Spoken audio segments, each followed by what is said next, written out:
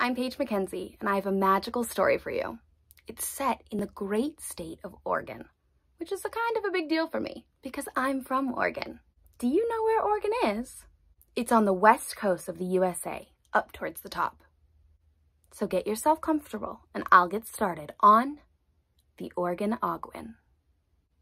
"Where are you going?" the mighty oak asked, as Millie the mouse pulled her case through the grass.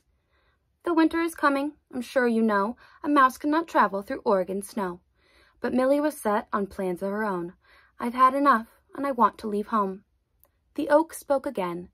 "To help with your plan, might you first talk to a very wise man?" When Millie agreed, the giant oak shifted. Her roots came unstuck from the ground, and they lifted. And under the roots on that green forest floor, covered in moss, was a little red door. And that's when they heard a grumpy voice say, "Who wakes my sleep in the middle of day?" "Ogwen, it's Oak." The tree had no fear. "Can you come up and help us out here?" The door then swung open, and Ogwen peeped out. "Are you quite sure that there's no one about?" Oak offered a branch like it was her hand. "There's nobody near. Believe me, I've scanned." He smiled with affection at his guardian tree. "Thank you for watching and caring for me." Then he walked on to the curious mouse. "Are you why the oak called me from my house?" Millie had never seen Ogwen before, with a long pointy nose and a beard to the floor. "The Oregon Ogwen, is that what Oak said? Tell me, why have you got a pot on your head?" The little guy chuckled and knocked on the pan. "You would not believe how hard acorns land." Millie glanced up at the beautiful tree.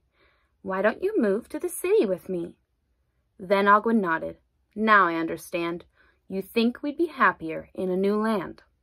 "It's true, no more acorns would bang on my head, but cities have challenges also," he said. "Don't get me wrong, I'm not saying stay, but we do not find happy by running away. And where you should live is quite up to you, as long as you've thoroughly thought it all through." Millie reflected on what Ogwen said. Perhaps a small town would suit her instead. She sat on her case. "I know it sounds strange. I just really feel that I need a change." Ogwen agreed. "If that's your objective, or might you just need to move your perspective? Most of the time, happy's a choice, dependent on you and your inner voice."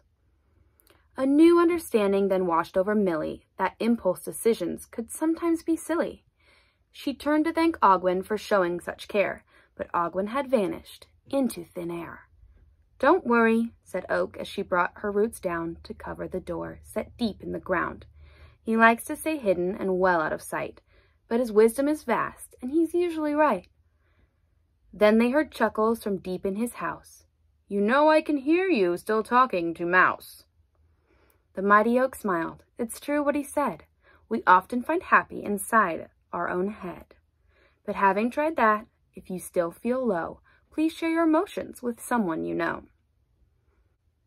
"Thank you," said Millie, "for helping me through these giant decisions on what I should do. It's odd how this place where I felt resentment could be the same spot I now feel contentment. I have a nice house and friends of my own. There's lots that I love in my Oregon home." She scooped up her case and gave it a swing. "I think I will stay, at least until spring." The end. Did you enjoy that? Wasn't Millie cute? Okay, now that you've heard the story, I have some questions for you. Why do you think the mouse wanted to leave the forest? Why do you think the oak stopped her? Do you know what an impulse decision is? What did Oak suggest we do if we're feeling low? That's it. That's all I got for you. Thanks for watching, and remember, most of the time, happy's a choice, dependent on you and your inner voice. Bye!